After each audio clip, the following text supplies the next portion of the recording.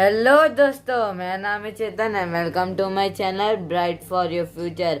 आज हम पढ़ेंगे साइंस का लेक्चर नंबर 6 ग्रेविटेशन। जो बाकी था आज ये जो लास्ट चैप्टर होगा, इसके बाद चैप्टर खत्म। अभी डायरेक्ट क्वेश्चन एंड आंसर होंगे, तो इसका लास्ट टॉपिक है वो भी ख़त्म करके लेक्चर को भी समाप्त करते हैं। तो चलो शुरू करते हैं। पहला है ग्रेविटेशनल पोटेंशियल एनर्जी। तो ठीक है, ग्रेविटेशनल पोटेंशियल एनर्जी होता है क्या है, पहले उसे पढ़ लेते हैं। We have studied potential energy. ठीक है, we have studied potential energy in the last standard, मतलब previous year 8th means 9th में। The energy stored in an object because of its position और state is called potential energy. ये इधर से लेके इधर तक वेरी इंपॉर्टेंट एक डेफिनेशन है, simple definition of potential energy. ठीक है, इसको सिर्फ आप समझ लेगा तो ये काफ़ी है, क्योंकि ये सिर्फ एक डेफिनेशन है सिंपल सा। क्या the energy stored in an object because of its position of state is called potential energy. ठीक, तो आप इसको मार्क करके भी रख सकते हो, वरना लिख के भी रख सकते हो। This energy is relative and increases as we go to greater height. अभी ये जो एनर्जी है पोटेंशियल एनर्जी, ये इंक्रीज होता है कब? जब हम ग्रेटर हाइट में जाते हैं, जब हम और ऊंचाई पर जाते हैं, तभी क्या पोटेंशियल एनर्जी इंक्रीज होता है from the surface of the अर्थ। कभी जब हम ज़मीन से ऊपर जाते हैं, ज़मीन से मतलब ज़मीन के नीचे, मतलब अभी इधर लिखा है ना, the energy is relative and increases as we go to the greater height from the surface of the earth. जब हम ज़मीन से ऊपर जाते हैं तभी हमारा जो पोटेंशियल एनर्जी है वो इंक्रीज होता है। We had assumed that the potential energy of an object of mass m at a height h from the ground is mgh. ठीक है, and on the ground it is 0. ठीक, potential energy ground पर 0 रहता है, और जैसे मतलब आप जैसे ऊपर ऊपर जाते रहेंगे तब आपका जो पोटेंशियल एनर्जी है वो इंक्रीज होता जाएगा। ठीक है, यहाँ तक समझे हो? अभी when h is small compared to the radius r of the earth, we can assume g to be constant and increase in h for an object। ये देखो जो मैंने पेन से भी मार्क करके रखा है, ये इम्पोर्टेंट है, बहुत ही इम्पोर्टेंट, यहाँ से लेके एकदम लास्ट तक। ठीक है, for an object at infinite distance from the earth the value of G is 0 and earth gravitational force does not act on the object. Infinite distance बोलेगा तो उतना डिस्टेंस जहाँ हम गिन ही नहीं सकते, उतना डिस्टेंस पे रहेगा, मतलब distance from the earth for an object eight infinite distance from the earth, मतलब ऐसा ऑब्जेक्ट है जो अपने इससे बहुत ही दूर है, बहुत ही दूर है, अर्थ से गिना ही नहीं जाएगा उसका डिस्टेंस कितना है। तब वो ग्रेविटेशनल फोर्स का वैल्यू 0 रहेगा, और वैल्यू ऑफ पोटेंशियल एनर्जी मतलब ग्रेविटेशनल फोर्स उसके ऊपर एक्ट ही नहीं करेगा। इतना 0, इतना दूर है क्या वो, मतलब एक्ट ही नहीं कर पाएगा। So it is more appropriate to assume that the value of potential energy to be 0 there. अभी इधर ग्रेविटेशन भी 0 है, मतलब सब 0 है, तो अभी पोटेंशियल एनर्जी भी क्या होगा, थस 0 ही होगा। Thus for smaller distance height the potential energy is less than 0, example it is negative। ठीक है, जितना आप नीचे जाएगा उतना पोटेंशियल एनर्जी माइनस में जाएगा।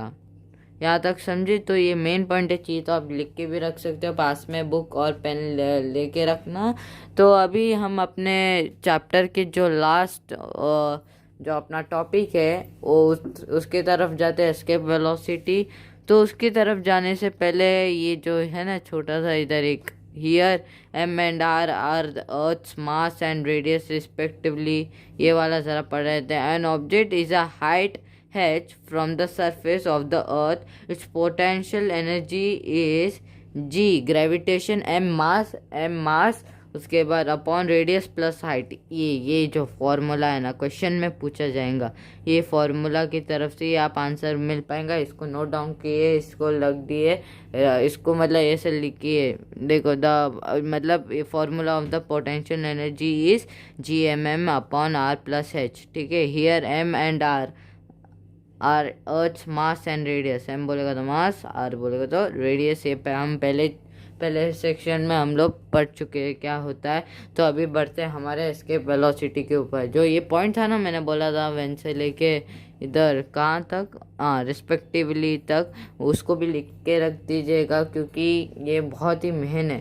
ठीक है, अभी जाते हैं एस्केप वेलोसिटी के ऊपर। एस्केप वेलोसिटी क्या होता है वो हम पढ़ लेते हैं। We have seen then when a ball is thrown upward, जब हम देखते हैं कि बॉल ऊपर फेंका जाता है, इट्स वेलोसिटी डिक्रीज है। जब ऊपर फेंका जाता है तब उसका वेलोसिटी क्या होता है, डिक्रीज हो जाता है। क्यों? क्योंकि जब वो ऊपर फेंका जाता है उसका फोर्स एक लिमिट में रहता है, और जब वो नीचे आता है तब उसका वेलोसिटी मतलब फास्ट हो जाता है। Its velocity decreases because of gravitation of the earth, gravitation के वजह से मतलब उसका वेलोसिटी है ना कम होते जाता है। The velocity become zero after reaching a certain height. अभी मैंने मतलब एक डिस्टेंस तक भी फेंका ना, मतलब जैसे ही वो डिस्टेंस को, लिमिटेड डिस्टेंस को टच हो जाएगा, उसका टोटल वैल्यू रहेगा वेलोसिटी का zero. And after reaching a certain height, and after that the stone starts falling down, it maximum height depends on its initial velocity.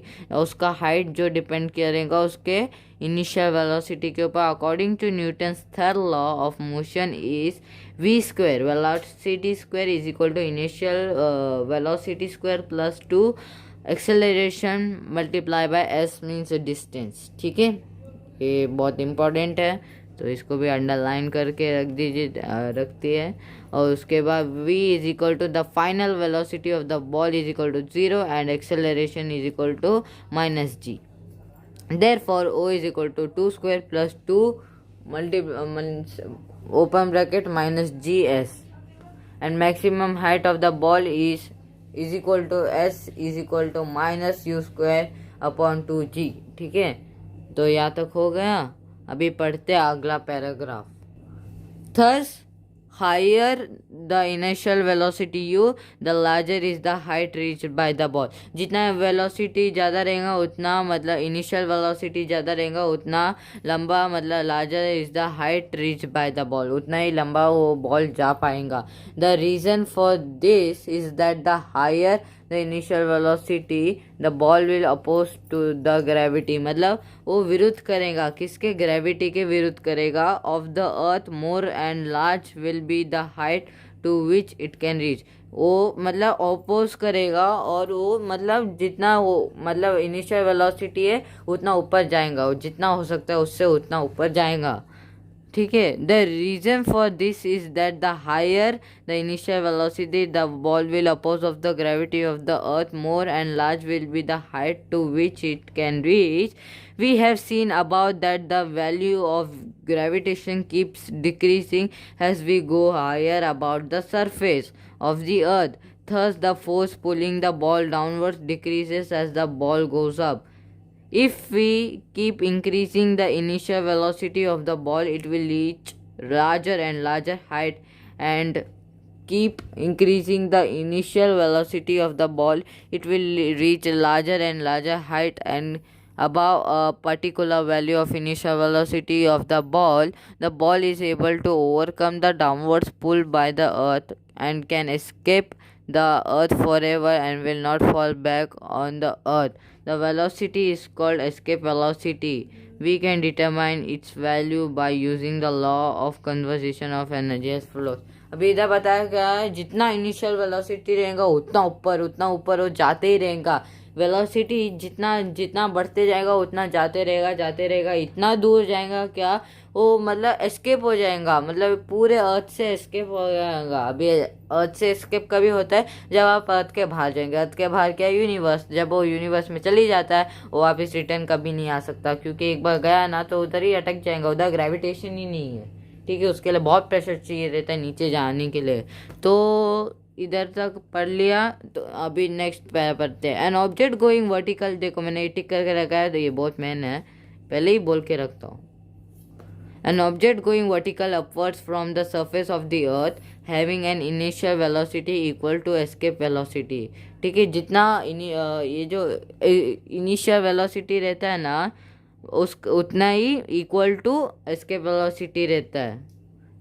Escapes the gravitational force of the earth, मतलब वो escape कर देता है किससे, gravitational force of the earth.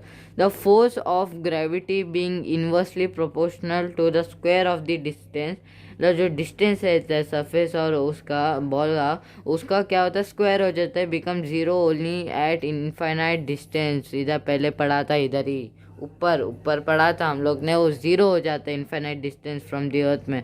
This means that for the object to be free from the gravity of the earth it has to reach infinite distance from the earth. अगर उसको मुक्त होना है, अभी जैसे ही चोर को मुक्त होना है जेल से, वो क्या करता है, ज़्यादा से ज़्यादा एस्केप होता है, वैसे ही अगर वो ऑब्जेक्ट को मुक्त होना है ग्रेविटेशन ऑफ द अर्थ से, उसको क्या करना रहता है, एस्केप होना रहता है अर्थ से, बहुत ही दूर जाना पड़ता है अर्थ से, इनफाइनाइट डिस्टेंस उसको पकड़ना होता है, ठीक है। This means that for the object to be free from the gravity of the earth it has to reach infinite distance from the earth. Example, the object will come to the rest at in infinite distance and will stay there, ठीक है। अभी इसका example मैं कैसे दे सकता हूँ बोलेगा तो रॉकेट, अगर एक बार रॉकेट ऊपर से जा गया, मतलब अर्थ के बाहर आया गया, तो वापस आ सकता है नहीं, वो इन्फिनाइट डिस्टेंस लेता है। अभी वो मतलब जिस प्लेनेट पे जाना रहता है वो उस प्लेनेट पर जाता है, तब वो मतलब एक बार चले जाता है अर्थ से बाहर, तो वो वापस नहीं आ सकता। For an object of mass m, ठीक है, ये पढ़, for an object of mass m, ठीक है, on the surface of the earth, a is equal to kinetic energy is equal to 1.5 mv square, mass and velocity square, mass multiply by velocity square भी बोल सकते हैं। b point है, B potential energy is equal to -GMM upon R, ESC बोलेगा तो escape, ठीक है, ESC का फुल फॉर्म है escape. Total energy E, energy का ये E, एनर्जी 1, मतलब इधर दो एनर्जी रहेंगे, तो एनर्जी 1 क्या है, kinetic energy plus potential energy is equal to 1.5 mv square escape minus GMM upon R। तो दूसरी तरफ है हमारे at infinite distance from the earth, इधर सरफेस ऑफ द अर्थ था पहला पॉइंट, और दूसरा है अपना infinite distance from the earth, ठीक है। उसका काइनेटिक एनर्जी कितना है, 0 है, पोटेंशियल एनर्जी कितना है, GMM and upon inversely proportional, total energy E2 कितना है, kinetic energy plus potential energy is equal to 0। अगर एक चीज़ मतलब अर्थ से बाहर गया ना, उसका वैल्यू हमेशा 0 ही रहेगा, ठीक है। तो अब बढ़ते नेक्स्ट पेज की तरफ। From the principle of conversation of energy E1 is equal to E2, ठीक है। इधर ये लोग ने प्रिंसिपल का स्पेलिंग रॉन्ग लिख दिया था करके, मैंने कट करके सही से लिखा। Energy 1 is equal to energy 2, ठीक है, energy 1 is equal to energy 2, 1.5 mass multiply by velocity square escape minus gravitational mass upon R is equal to 0, ठीक है, इतना समझा। उसके बाद v square escape is equal to 2gm upon R, so therefore v escape is equal to root 2gm upon R is equal to 2gr, ठीक है, 2gr हो गए, rm कैंसिल हो गए, उसके बाद is equal to 2 multiply by 9.8 multiply by 6.4 multiply by 10⁻⁶। ये क्या है, फॉर्मूला है, फॉर्मूला भूलना मत, ठीक है। ग्रेविटेशनल का कितना था, 9.8 था, कॉमन ग्रेविटेशनल 9.8 होता है of the surface of the earth में, और अपना मास का कितना रहता है, 6.4 रहता है, और रेडियस का कितना होता है, 10⁻⁶। तो ये रहता है, इनको मल्टीप्लाई करने के बाद आंसर आता है 11.2 किलोमीटर, ठीक है। The space craft which are sent to the moon और other planet have to have their initial velocity larger than escape velocity so that they can overcome Earth's gravitational attraction and can travel to this object। देखा इधर क्या थोड़ा आगे पीछे हो गया कि इधर इनिशियल वेलोसिटी से ज़्यादा एस्केप वेलोसिटी होता है, क्योंकि ओवरकम अर्थ ग्रेविटेशनल अट्रैक्शन, ऊपर है ना मतलब अर्थ के बाहर है ना, ये ग्रेविटेशन का एक जोन लेता है, उस जोन के बाहर ट्रेवल करने के लिए उसको ये थोड़ा ये चाहिए रहता है क्या, एस्केप वेलोसिटी का, ये वेलोसिटी एस्केप वेलोसिटी ज़्यादा चाहिए रहता है। तो सॉल्व एग्जाम्पल में हम पहले एग्जाम्पल 1 कर लेते हैं। तो example 1, calculate the escape velocity on the surface of the moon given the mass and radius of the moon to be 7.34 multiplied by 10 raised to 22 kg and 1.74 multiplied by 10 raised to 6 m mass respectively. Given gravitation is equal to 6.67 multiplied by 10 raised to minus 11 Newton meter square or kg square. Mass of the moon is equal to m is equal to 7.34 multiplied by 10 raised to 22 kg and radius of the earth and radius of the moon is equal to r is equal to 1.74 multiplied by 10 raised to 6 m. इधर क्या सब दे चुके हैं, सिर्फ आपको solve करना है। तो एस्केप वेलोसिटी y होएगा is equal to v, escape velocity escape is equal to क्या है फॉर्मूला, पहले जैसे देखे थे वैसे ही इधर है 2gm upon R means root 2gm upon R. तो 2 इधर आएगा वहाँ पे, g का मतलब g का ये आएगा, जी का फॉर्मूला क्या था वो लिख लीजिए 6.67 मल्टीप्लाई बाई, इधर दिया है वो लिखे, वरना आप जनरली जो रहता है ना अभी जो नॉर्मल रहता है वो लिख देंगे। तो इधर जो दिया है ना गिवन में जो दिया है ना वही लिखना चाहिए हमें, वरना जनरली जो दिया रहता है नॉर्मल सरफेस ऑफ द अर्थ 9.8 लिखते रहेंगे तो वो गलत हो जाएगा, क्योंकि क्वेश्चन में जो ग्रेविटेशन दिया रहता है उसी मतलब जो भी ग्रेविटेशन मास रेडियस जो भी दिया रहता है उसको ही लेके हमें सॉल्व करना है, बस मेथड सेम होता है और बस और कुछ नहीं, वैल्यू सब अलग रहते हैं। तो वैल्यू को छोड़ के मेथड सब एक ही मतलब एक ही होता है, सिमिलर ही होता है। तो सॉल्व करते हैं, इधर ग्रेविटेशन कितना है 6.67 multiply by 10 raise to minus 11 multiply by 7.34 multiply by 10 raise to 22, क्योंकि ये मतलब असल में बोलेगा तो ग्रेविटेशन ऑफ द अर्थ इतना ही है रियल में, ठीक है। पर इधर कैसे दिया था, डायरेक्ट 9.8 दिया था ना, पर इधर ये मतलब छुड़ा के दिया है वो लोग ने पूरा, मतलब अभी 9.8 डायरेक्ट दिया था ना, ये लोग ऐसे दे दिया है 6.67 multiply by 10 raise to minus 11, ठीक है, upon 1.74 multiply by 10 raise to 6, क्या मून का रेडियस और मास। तो इसको जब हम मल्टीप्लाई डिवाइड और सब करके हमें आंसर कितना आता है 2.37 kilometre square. Escape velocity on the moon is 2.37 kilometre, ठीक है। यहाँ तक आई होप आप समझे रहेंगे। तो इधर लास्ट है वेटलेसनेस इन स्पेस, ठीक है, वो एक पढ़ा के लेक्चर को इधर ही ख़त्म करता हूँ। तो डू यू नो, आपको पता है, अभी पता चलेगा, वेटलेसनेस इन स्पेस, ठीक है। तो ये भी पढ़ लेते हैं। तो space travels as well as objects in the space craft appear to be floating. अभी देखो आप बोलेंगे अभी उधर तो फ्लोट ही होता है, जैसे हमें पता ही है, आप उधर कुछ भी एप्पल रखो या कुछ भी रखो, पत्थर रखो या कुछ भी रखो, क्या रहेगा, हवा में झूलते रहेगा, ठीक है। कितना अच्छा लगता था जब धरती पे भी ऐसा होता, तो मज़ा ही आ जाता। हवाई में तो हर दिन 24 घंटे उड़ते ही रहते और कुछ नहीं करते। तो वाई डज दिस हैपन, क्यों उधर होता है, सिंपल, उधर क्यों होता है, क्योंकि उधर का ग्रेविटेशन 0 है, पर इधर पूरा मतलब बोले क्यों होता है। तो इनका भी पहले देख लेते। Through the space craft is at a height from the surface of the earth, the value of gravitation there is not 0.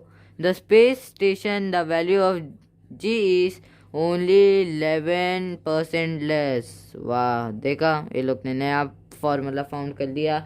Then its value of the surface of the earth, thus the height of the spacecraft is not the reason for the weightlessness. The weightlessness is caused by the being in the state of free fall. देखा, मैंने पहले बोल दिया था उसका 0 रहता है पर उसका नहीं रहता है, मैं ऐसे ही ट्विस्ट देने के लिए आपको बोला था, पर असल में बोलेगा तो उधर 0 टोटली नहीं रहता, उधर 11% लेस रहता है than the value of the surface of the earth, ठीक है, इतना ही होता है उधर और कुछ नहीं। through the spacecraft is not falling on the Earth because of its velocity along the orbit. The only force acting on it is the gravitational force of the Earth, and therefore it is in a free fall. Gravitational of the अर्थ बहुत strong रहता है और उसको बहुत ये भी रहता है, मतलब पावर लगता है उसके थ्रू जाने के लिए और इनसाइड और आउटसाइड जाने के लिए. ठीक है, तो free fall as the velocity of free fall does not depend on the properties of an object. वो प्रॉपर्टी को नहीं देखता velocity of a free fall, वो प्रॉपर्टीज के ऊपर डिपेंड नहीं रहता है. The velocity of a free fall is the same of the space craft, the travelers and the object in the craft. Thus, if a traveler releases an object from her hand, it will remain stationary with respect to her and will appear to be weightless. बस इतना ही था और कुछ logic नहीं था इसमें. ठीक है, इसमें कोई मैजिक भी नहीं था, एक सिंपल लॉजिक था, वो मैंने आपको बता दिया. तो इधर ही मैं आप ये लेक्चर आज का ख़त्म करता हूँ. अगले लेक्चर में आपको क्वेश्चन आंसर्स भी बता देता हूँ. अभी के लिए इतना काफ़ी है. अगर ये वीडियो आपको अच्छा लगा तो लाइक कीजिएगा, शेयर कीजिएगा, कमेंट कीजिएगा, सब्सक्राइब कीजिएगा और बेल आइकन को दबा दीजिएगा. ये वीडियो देखने के लिए thank you and good bye.